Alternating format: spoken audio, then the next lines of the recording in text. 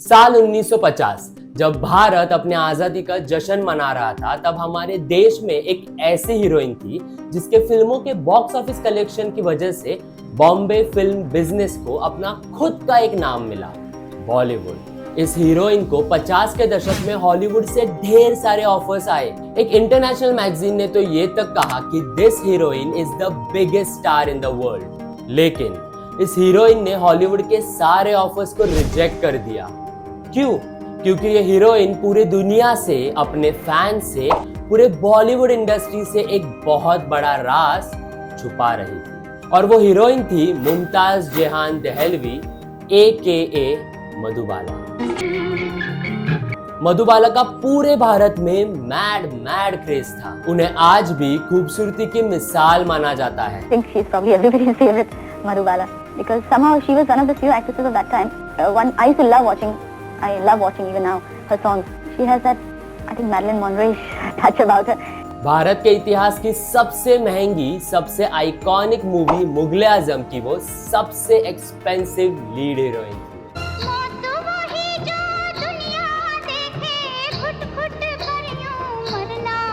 1952 में एक international magazine theatre art के फ्रंट पेज पर मधुबाला को फीचर किया गया और वो फ्रंट पेज का टाइटल था the biggest star in the world. पर भारत की पहली फीमेल सुपरस्टार मधुबाला का निजी जीवन मुसीबतों से भरा था। आखिर क्या थी ये मुसीबतें? उनका दिलीप कुमार और लेजेंड किशोर कुमार के साथ क्या रिश्ता था और वो क्या राज था जो वो पूरे बॉलीवुड से छुपा रही थी? इन सारे सवालों के जवाब आपको इस वीडियो से मिलेंगे, तो ये वीडियो एंड तक देखना। कोशिश करूंगा।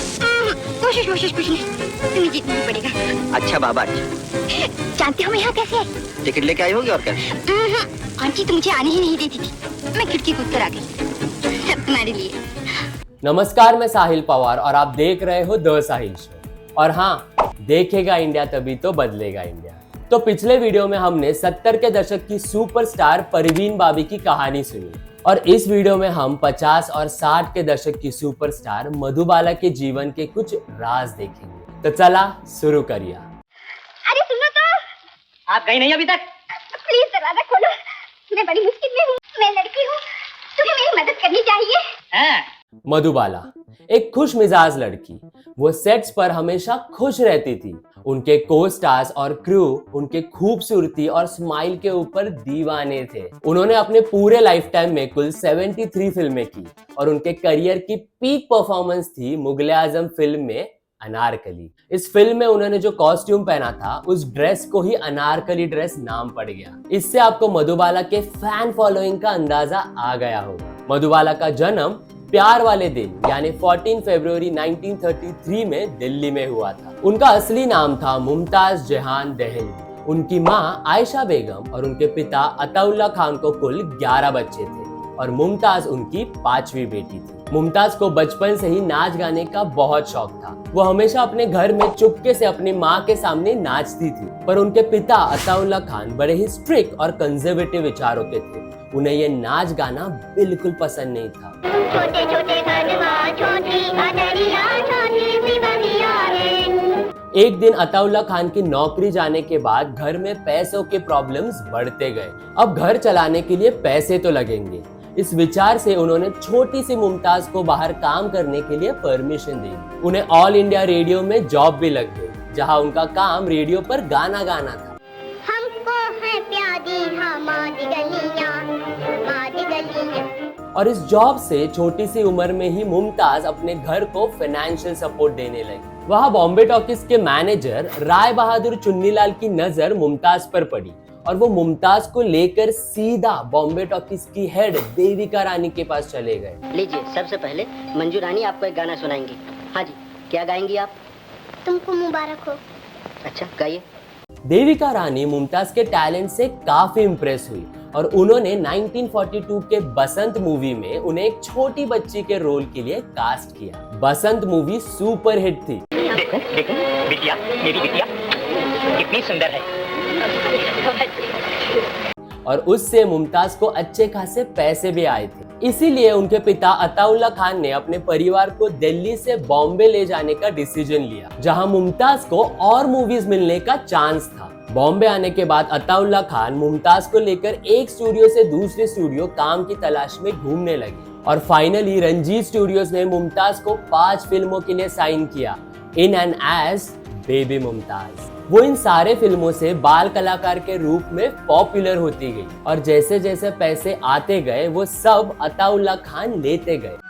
कभी अखियां मिलाने पे आता है दिल, कभी अखियां बचाने पे आता है दिल। अताउल्ला खान धीरे धीरे मुमताज के सारे पैसे मैनेज करने लगे और बस कुछ ही सालों में अताउल्ला खान मुमताज के मैनेजर बन गए। अताउल्ला मुमताज की ओर से सारे डिसीजंस लेने लगे। मुमताज ने कौन से फिल्में करनी चाहिए, कौन से रिजेक्ट करने चाहिए, ये सारे डिसीजंस अताउल्ला खान ही लेने लगे।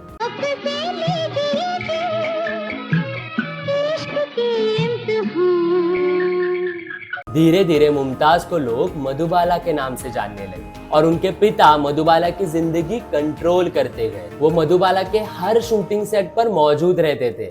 मधुबाला ने किससे मिलना चाहिए, कौन सी फिल्म करनी चाहिए, ये सारे डिसीजंस वो ही लेते थे। ऐसा कहा जाता है कि शुरू में अताउल्ला खान मूवीज की स्क्रिप्ट भी नहीं पढ़ते थे। उनके लिए अगर पैसा अच्छा हो तो ही मधुबाला काम करेगी, इतना कंट्रोल था। मधुबाला ने अपने परिवार को तो गरीबी से निकाला पर बेचारी अपनी खुद की आजादी भूल गई। उनके पिता के उनके निजी जीवन में ऐसे दखल अंदाजी करने से क्या उनके लव लाइफ पे कोई असर पड़ा? सैया, ये है मोती बाबू। मोती बाबू, ये है मेरा सैया। उनका पहला बचपन का प्यार था दिल्ली का एक साधारण लड़का लतीफ। जब मधुबाला का परिवार दिल्ली से बॉम्बे शिफ्ट हो रहा था तब मधुबाला ने लतीफ से आखिरी मुलाकात की।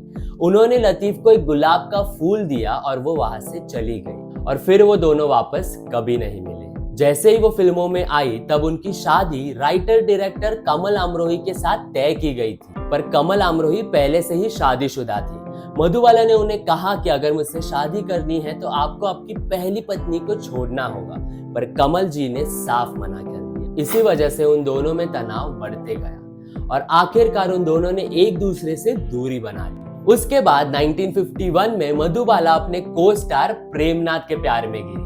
तब तो तुम्हें ही महल तक हमारे साथ चलना पड़ेगा। और अगर कहीं आपके पिताजी मुझे बादल समझ बैठे तो? हरगिज नहीं। सोच लीजिए। सोच लिया। उन दोनों ने शादी करने का भी निर्णय लिया, पर इस रिश्ते को अताउल्ला खान ने साफ इनकार कर दिया क्योंकि प्रेमनाथ हिंदू थे और मधुबाला मुस्लिम, और इसी वजह से अताउल्ला खान ने ये रिश्ता तोड़ दिया। ये खुद मधुबाला की बहन मधुर भूषण ने एक इंटरव्यू में बताया। सच बता क्या हुआ? जाने भी दो दिलरुबा, जो हुआ सो हुआ। पर उसके तुरंत बाद 1951 में मधुबाला अपनी जिंदगी के सबसे खूबसूरत रिलेशनशिप में आई क्योंकि उनके जिंदगी में आए थे the mega star Dilip Kumar. ज्यादा बातें सुनने से ना मुझ पर पागलपन का दौरा पड़ता है। हाँ। गुस्से से मेरे दांत ऐसे बाहर निकल आते हैं। मैं लोगों की गर्दनें दबोच दबोच के उनको मार डालता हूँ, समझी? नहीं समझी? हाँ, समझी। वो दोनों एक दूसरे के प्यार में थे। फिल्म के सेट पर ये बात सबको पता थी और धीरे धीरे ये बात लोगों तक फैलने लगी। लोग भी बहुत खुश थे क्योंकि ये पहली बार था कि बॉलीवुड के top hero heroine real life में भी प्यार में थे। कहा तो ये भी जाता है कि वो दोनों सीक्रेटली एंगेज्ड भी थे। हाँ? क्या कहा तुझे को? माँ जी सो गई, अब मैं जाऊं? बापू ने कहा है ना मेहमानों से मीठा बोलना। पर यहाँ भी एक प्रॉब्लम थी। सोर्सेस के अनुसार अताउल्ला खान अपना खुद का प्रोडक्शन हाउस खोलना चाहते थे और उस प्रोडक्शन हाउस में वो दिलीप कुमार को साइन करना चाहते थे, पर कंडीशन ये थी कि दिलीप कुमार सिर्फ उनके ही प्रोडक्शन हाउस के अंडर काम कर सकते हैं। ऑब्वियसली दिलीप कुमार ने ये प्रपोजल को ठुकरा दिया क्योंकि वो अपने करियर को सिर्फ एक प्रोडक्शन हाउस के लिए लिमिटेड नहीं रखना चाहते थे और इसी वजह से अताउल्ला खान और दिलीप कुमार के बीच आग बढ़ती गई। और उसके बाद आई बी.आर. चोपड़ा की 1957 की नई मूवी की कास्टिंग और वो मूवी थी नया दौर।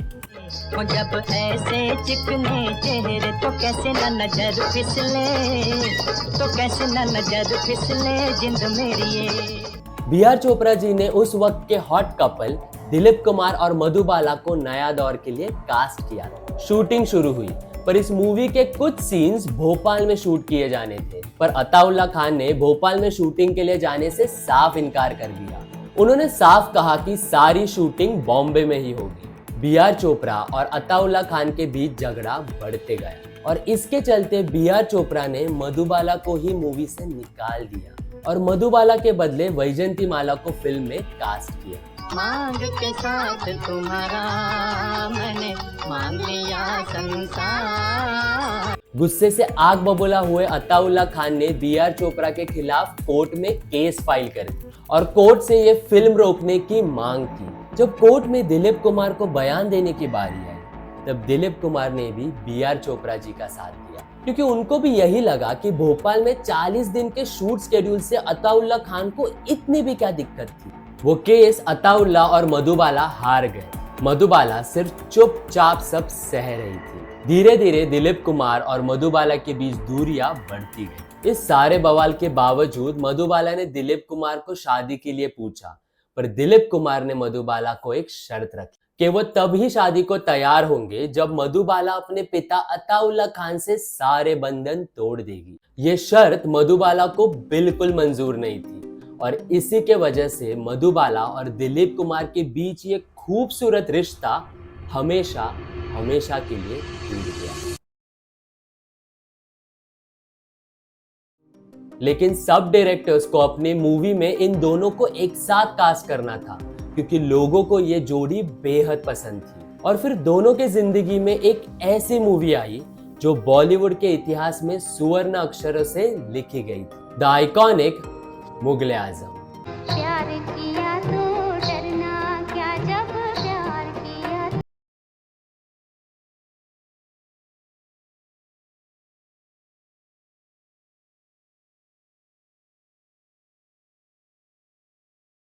सिनेमा की सबसे पहली मेगा बजट फिल्म थी और इस फिल्म में दोनों मेगा स्टार्स ब्रेकअप के बाद पहली बार काम करने वाले थे। कहा जाता है कि सेट पर दोनों भी बेहद ऑकवर्ड थे। मुगले आजम का शूट काफी सालों तक चला।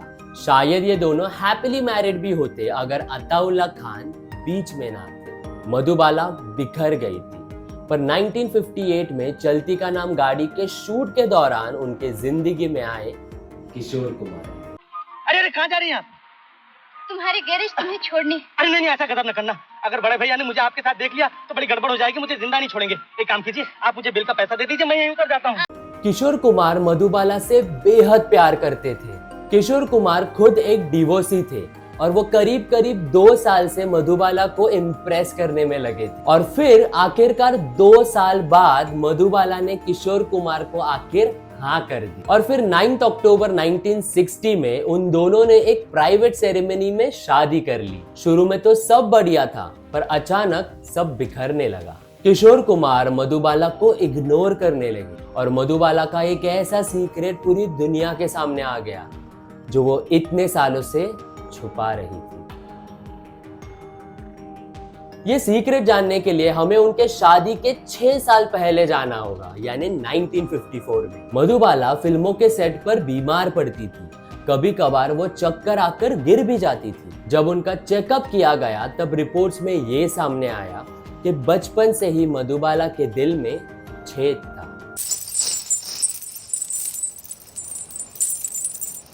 मेडिकल टर्म में इसे वेंट्रिकुलर सेप्टिल कहते हैं।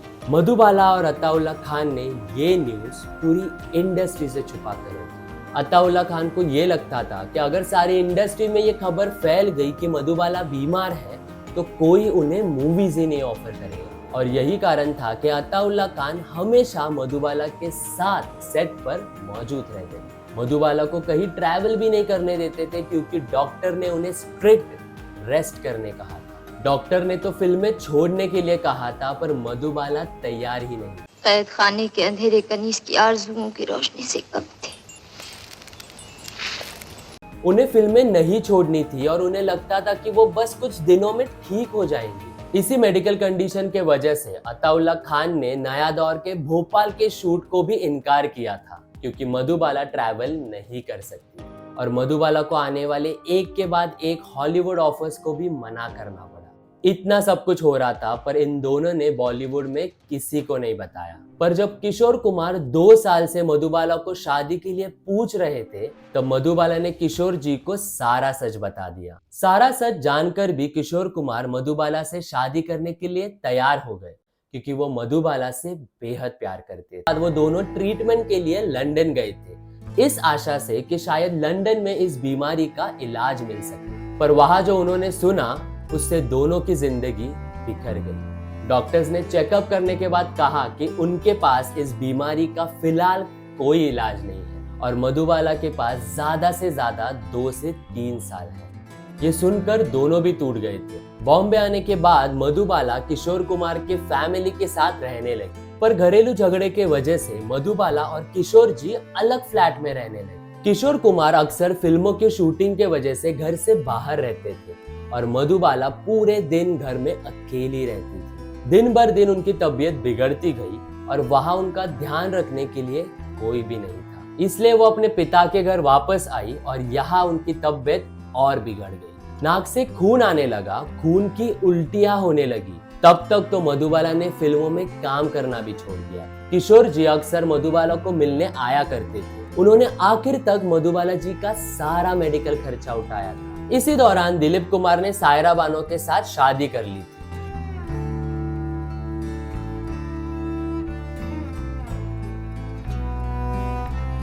दिलीप कुमार भी मधुबाला को देखने आया करते थे। मधुबाला की हालत खराब होती जा रही थी, पर उनको मरना नहीं था, वो जीना चाहती थी।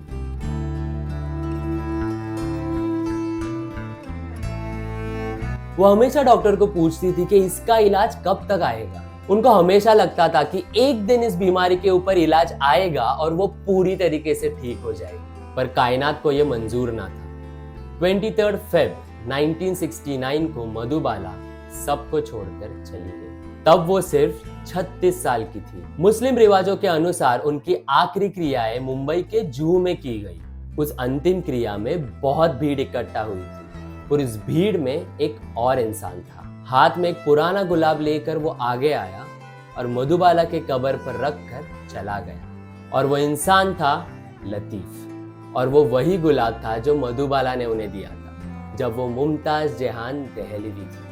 उसके बाद हर साल 23 फरवरी को लतीफ मुमताज के कब्र पर गुलाब रख के चला जाता। इंटरेस्टिंग बात तो ये है कि जिस बीमारी के इलाज के लिए मधुबाला इतने बेसब्री से रुकी थी, उस बीमारी का इलाज डॉक्टर्स को सिर्फ 6 साल के बाद मिला और वो आम इंसान के लिए अवेलेबल भी हो गया। मधुबाला वो बेहद दर्द में थी, पर वो एक बहादुर इंसान थी। उनको हमेशा से ही अपने फैमिली को सेटल करना था। वो हमेशा अपने परिवार के बारे में सोचती थी, फिर वो चाहे कितने भी दर्द में हो। उनको अपने लव लाइफ में भी दर्द का ही सामना करना पड़ा। तो ये थी हमारी हंसती खिलखिलाती मधुबाला। तो दोस्तों, आशा करता हूँ कि आपको मेरी ये वीडियो पसंद आई हो, और अगर हाँ तो ये वीडियो आपके दोस्तों और व्हाट्सएप ग्रुप में शेयर जरूर करना। तो फिर मिलते हैं ऐसे ही इंटरेस्टिंग कहानी के साथ अगले वीडियो में। This is Sahil Pawar signing off. जय हिंद।